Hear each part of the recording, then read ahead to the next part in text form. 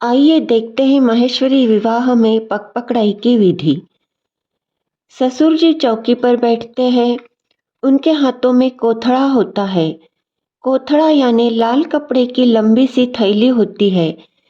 यह थैली बहुत सारे सिक्के, सुपारियां, रुपए आदि से भर देते हैं।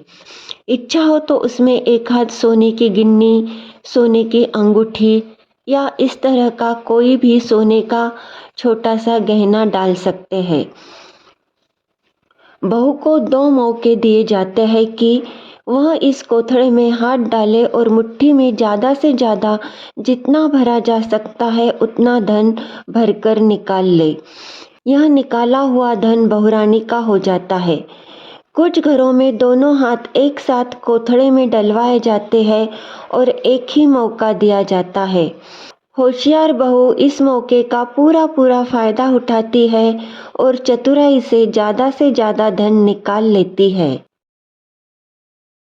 इसके बाद बहू ससुर जी के पैर पकड़कर बैठती है। ससुर जी पग-पकड़ाई का नेक देते हैं। रोक रकम या इच्छानुसार कोई गहना दिया जाता है। इसके बाद सासू माँ चौकी पर बैठती है। सासू माँ पग-पकड़ाई में बहू को नाक की नथ देती है। इसके बाद परिवार के सभी सदस्य बारी-बारी से चौकी पर बैठते हैं। दंपत्ति हो तो जोड़ी से बैठते हैं। बहू सबके पैर पकड़ती है। सब उसे पग-पकड़ाई का नेक देते हैं। एक दूसरे तरीके से भी बहू की होशियारी जांची जाती है।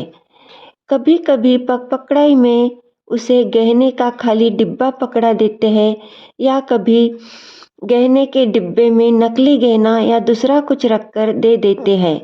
यहाँ देखिए, बहू के साथ प्रैंक किया जा रहा है। सुंदर सी पैकिंग में कोई सस्ती सी चीज दी जा रही है।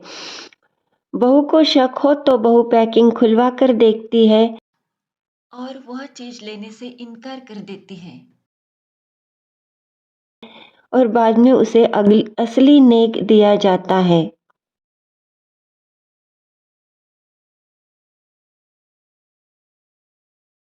बहू की होशियारी जांचने के लिए और एक मजेदार तरीका अपनाया जाता है। कोई लड़का स्त्री का वेश धारण करके चौकी पर बैठ जाता है। होशियार बहू बराबर पहचान लेती है और पैर पकड़ने से मना कर देती है और उस लड़के के कान उमेटती है।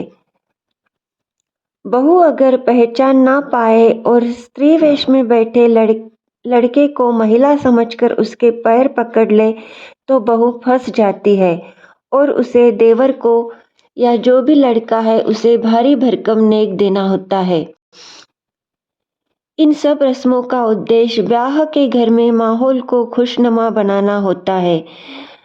हंसी खुशी के माहौल में नए बहू को अपने परिवार में समा लेना होता है।